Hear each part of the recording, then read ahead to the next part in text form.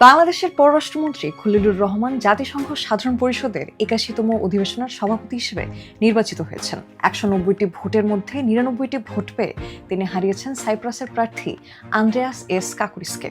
কিন্তু বাংলাদেশের কূটনৈতিক প্রেক্ষাপটে এই জয় কতটা তাৎপর্যপূর্ণ? জাতিসংঘের সবচেয়ে ক্ষমতাবান ব্যক্তিত্ব মহাসচিব, তাহলে সাধারণ পরিষদের সভাপতির কাজ কি? বাংলাদেশ থেকে এর আগে কেউ কি এই পদে ছিলেন? আর খলিলুর রহমান এই পদে নির্বাচিত হলেনই বা কিভাবে?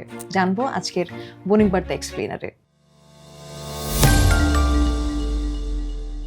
ধরুন, পৃথিবীর প্রায় সব দেশের প্রতিনিধিরা একটি কক্ষে বসে আছেন। সেখানে বিশ্বের সবচেয়ে গুরুত্বপূর্ণ বিষয়গুলো নিয়ে আলোচনা হচ্ছে। সেই সভায় কে কখন কথা বলবেন, কোন বিষয়ে আলোচনা হবে, বিতর্কের মধ্যে কিভাবে সমঝোতা তৈরি হবে, এসব পরিচালনার দায়িত্বই পেতে যাচ্ছেন বাংলাদেশের পররাষ্ট্রমন্ত্রী খলিলুর রহমান। বিশ্বের ১৯৩টি সদস্য রাষ্ট্রকে নিয়ে গঠিত জাতিসংঘ সাধারণ পরিষদ, আর সেই সাধারণ পরিষদের অধিবেশন পরিচালনার দায়িত্ব থাকে সভাপতির ওপর, যার মানে জাতিসংঘের সবচেয়ে বড় সংসদের স্পিকার হতে যাচ্ছেন খলিলুর রহমান।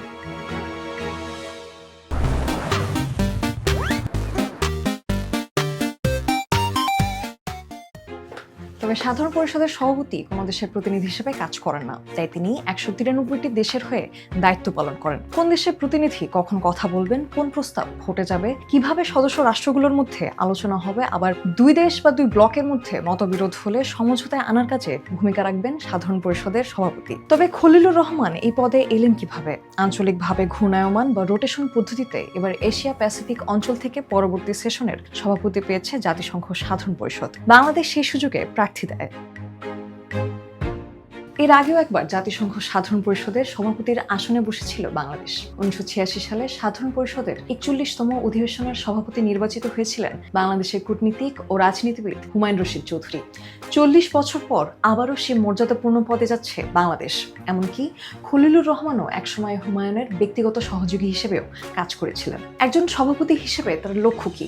এখানেই আসে তার ভিশন স্টেটমেন্ট। এর শিরোনাম restoring trust, managing transformation, A United Nations that delivers for all. এর অর্থ আস্থা পুনরুদ্ধার, পরিবর্তনের নেতৃত্ব এবং সবার জন্য কার্যকর জাতিসংঘ।